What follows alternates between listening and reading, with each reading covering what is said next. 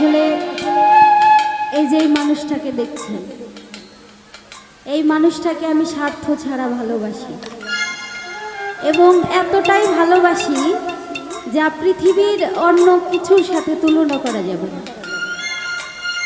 মানে দুনিয়া যদি একদিকে হয় আর এই মানুষটা যদি একদিকে হয়, তা আমি এই দুনিয়া বাদ দিয়ে ওকেই নিব। আমার ভালোবাসাটা হচ্ছে এরকম।